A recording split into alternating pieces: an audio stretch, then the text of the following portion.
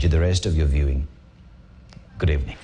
Well, it has been about 2 weeks of sustained attacks from the president against the judiciary, the third arm, and one of the three arms of government. And of course, today we're going to delve into the discussions that have been coming up with the president and the CJ calling for ceasefire and, of course, having dialogue. And today we're joined by seasoned lawyer and, of course, with about 60 years of experience, Senior Counsel Dr. John Khaminwa. Thank you so much, Wakili, for your time. We really appreciate for you to share with us and, of course, give us your views about what we are seeing.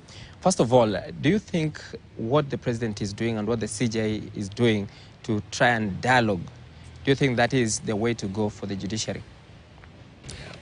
What the president is doing with respect to him is absolutely wrong. You cannot attack the judiciary the way he's doing in public at all. Judiciary is an important, sensitive arm of the government, and it should be handled in a very tactical manner. If there is anything going on that is wrong in the judiciary, the president can raise the matter with the Judicial Service Commission confidentially. He has an Attorney General who can also discuss the matter with the Judicial Service Commission confidentially.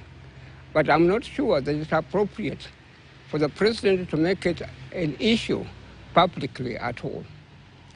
The judiciary enjoys a national status under the Constitution, but the judiciary also enjoys an international status under the Constitution. The 1985 General Assembly resolution makes it very, very clear that the courts must remain independent. They must not be directed or be seen to be directed by the executive at all. This is a United Nations resolution, an important resolution that was passed in 1985 by the General Assembly. So the international community keeps an eye on the judiciary of every country, the way it is being handled. Now, if the international community gets the impression that the judicial system in Kenya is no longer independent, it is most unfortunate for us. We may find that in commercial agreements, the investors are insisting that the Kenyan courts should not have anything to do with any disagreements at all. Things should be heard in New York or should be heard in Paris, and etc. So I may say that it's unfortunate that the president should be making the suggestions or the pronouncements that he is making. He has an able Attorney General with tremendous experience who has worked as a resident magistrate, and he has been in public affairs for a long time. He is a respected Attorney General. If he has any problem, let him discuss it with his Attorney General. Okay. And the Attorney General will know how he can handle it. Perhaps there's something else I may point out to you, just to fortify the point I'm trying to make to you. Immediately after independence, when Mzee Jomo Kenyatta was the president of the country, the late Honorable Tom Mboya was the Minister for Constitutional Affairs.